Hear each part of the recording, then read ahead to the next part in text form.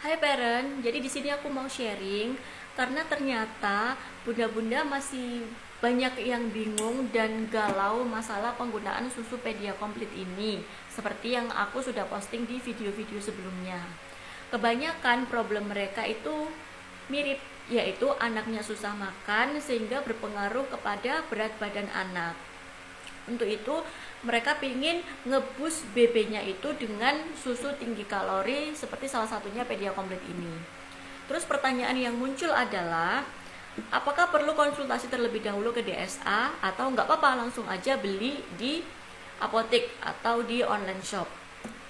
Nah, kalau dari pengalaman aku sendiri, aku ketika anakku dulunya mengalami problem yang sama seperti itu, aku nggak langsung loh pakai susu penambah kalori seperti ini, tapi aku konsultasi dahulu ke dokter spesialis anak. Sama dokternya pun nggak serta-merta diresepin susu ini, tapi yang pertama kali dievaluasi adalah komposisi dari menu MBASI-nya, berapa kalorinya yang masuk, berapa kesanggupan dia makan, bahkan sampai dihitungkan sama dokternya itu seperti satu hari harus menghabiskan 100 gram daging sapi, masih ditambah telur 1-2 biji, terus ditambah lagi keju, yogurt, minyak-minyakan, dan bahan-bahan yang kandungan lemaknya tinggi karena diharapkan bisa mempercepat penambahan berat badan anak.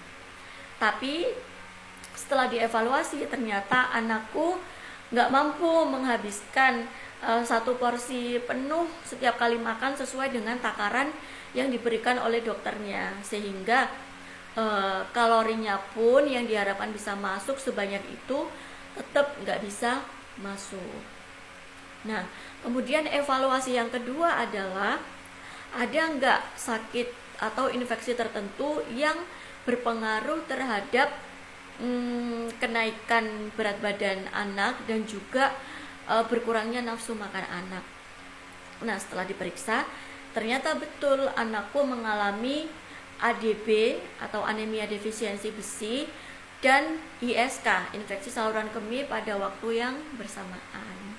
Jadi memang ada infeksi, sehingga wajar ketika ada infeksi, berarti kan di dalamnya ada kuman yang menyebabkan infeksi tersebut.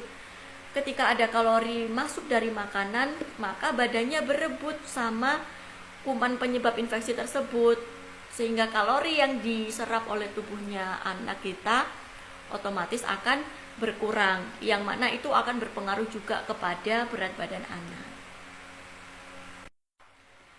Dari evaluasi itu akhirnya dilihat, oh ternyata yang menyebabkan itu karena adanya infeksi dan juga kekurangan zat besi. Maka langkah yang diambil selanjutnya adalah melakukan terapi, yaitu mengkonsumsi suplemen zat besi sampai HB-nya itu berada di taraf normal.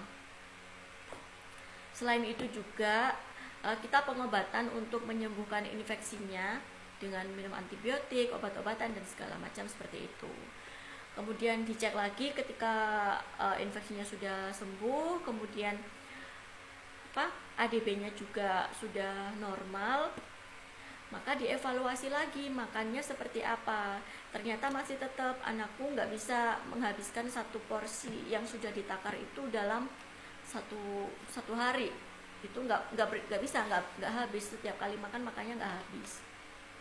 Nah, ditambah lagi setelah itu ternyata anakku sakit bronkopneumonia sehingga harus opnam di rumah sakit selama 5 hari, yang mana otomatis pasti bikin berat badannya langsung turun drastis. Dari situ akhirnya dokter mengevaluasi kembali.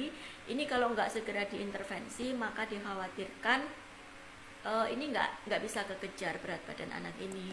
Akhirnya dari situlah baru dianjurkan untuk mengganti susu yang biasanya diminum dengan susu tinggi kalori, yaitu Pedia Komplit ini, dengan takaran juga yang sudah disesuaikan sama dokternya. Dengan catatan susu ini pun tidak boleh dikonsumsi selama terus-menerus. Ketika nanti dievaluasi kembali, berat badannya sudah normal, kemampuan dia makan sudah baik, maka susu ini harus dihentikan, karena kalau terus-menerus diberikan dikhawatirkan akan memberikan efek samping yang tidak baik. Salah satunya adalah kelebihan kalori sehingga menyebabkan obesitas di kemudian hari. Dan karena anak minum susu tinggi kalori itu efeknya mudah kenyang, dikhawatirkan anak lebih nggak mau makan lagi karena dia nggak mau repot. Kenapa aku harus makan ketika aku minum susu aja sudah bisa bikin aku kenyang. Jadi seperti itu ya Bun.